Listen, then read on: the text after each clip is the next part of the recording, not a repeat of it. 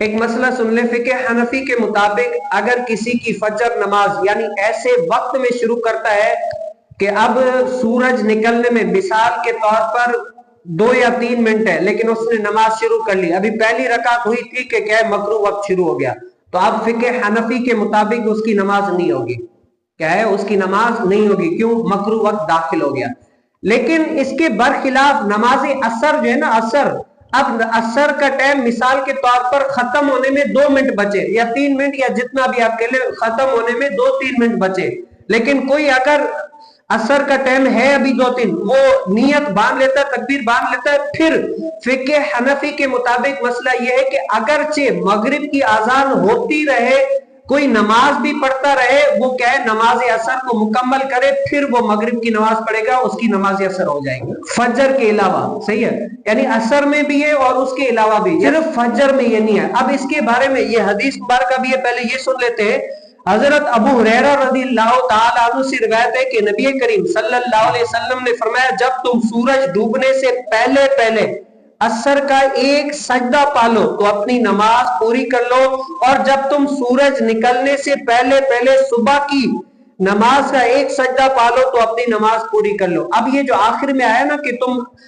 فجر کی نماز بھی پوری کر لو، یہ دلیل ہے امام شافعی رحمت اللہ تعالی علیہ کی۔ امام شافعی رحمت اللہ تعالی علیہ کے مسلک کے مطابق چاہے فجر ہو چاہے عصر ہو، اگر تم نے تکبیر باندھ لی ہے وقت کے اندر، اب ختم ہو گیا مسئلہ نہیں ہے، پوری تم نماز کر لو۔ لیکن امام اعظم رحمت اللہ تعالی علیہ کے نزدیک فجر کے لیے نہیں ہے، ہاں عصر میں کوئی بندہ جو ہے نا آج کل لاجیکلی سمجھنا چاہتا ہے کہ ہماری عقل نہیں مانتی، ہمیں عقلی دلائل دے کر قائل کرو تاکہ ہماری عقل میں بات آ جائے۔ تو اس کی 3 باتیں ہیں۔ ایک یہ ہے کہ سب سے بڑی دلیل یہ ہے کہ بس ہمیں یہی سمجھنا چاہیے کہ کیوں نبی کریم صلی اللہ علیہ وسلم نے فرمایا، اسی لیے ہمارے لیے یہی حکم ہے۔ حضور علیہ السلام نے فرمایا کہ فجر کا وقت اگر مکروہ آ گیا تو اس کی نماز نہیں ہوگی، عصر کا ٹائم بھلے مغرب کا ٹائم شروع بھی ہو جائے تب بھی اس کی نماز ہو جائے گی، کوئی مذائقہ نہیں ہے۔ یہ حضور علیہ السلام کا فرمان ہے، ہمارے ہم امتیوں کے لیے ہمارے لیے یہی حجت ہے۔ دوسری بات، اہل علم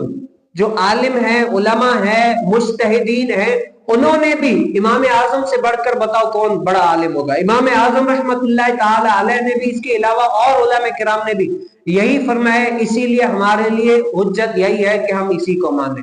تیسری بات جو عقل میں آنے والی وہ یہ ہے، علماء کرام فرماتے ہیں کہ فجر کی نماز میں نا کوئی وقت مکروہ نہیں ہے، جیسے فجر کی نماز پڑھتا ہے نا پیچھے کوئی وقت مکروہ نہیں ہے، کامل وقت ہوتا ہے، بندہ جب بھی پڑھ لے۔ اب اس نے تاخیر کی ہے تو یہ اس کا اپنا قصور ہے، پورا کامل وقت تھا لیکن یہ اتنا دیر کرتا رہا، اسی لیے کامل وقت کو مکروہ وقت میں لے کر گیا، یہ اس کا قصور ہے۔ اور جو عصر ہے نا، عصر کی نماز اس نے غلطی تو ہو گئی نا، اب غلطی پہلے ہوتے، غلطی سے بچنے کی کوشش کرنا چاہیے، کامل وقت تھا اب وہ بچنے کی کوشش نہیں کی، اب عصر کا وقت ہے نا، غلطی ہو چکی تھی، اب اس کی تلافی کیا ہے، غلطی تو ہو گئی، اب واپسی تو ٹائم آئے گا نہیں، اب کیا ہے وہ مکروہ وقت ہے، اب مکروہ وقت میں وہ نماز پڑھ لیتا ہے تو کیا ہے اب اس کی وہ نماز ہو جائے گی، لیکن اتنی جان بوجھ کر تاخیر کرنا یہ گناہ ہے، جان بوجھ کر کے اتنا نماز مغرب کا ٹائم آ جائے گا، یہ ہوتا ہے کبھی کبھار کوئی کام مانگنے یا کوئی بھول گیا تو اتنا وقت آ گیا تو اپنی نماز کو بچانے کے لیے اگر کوئی اس طرح کر لیتا ہے تو تب ہو جاتا ہے۔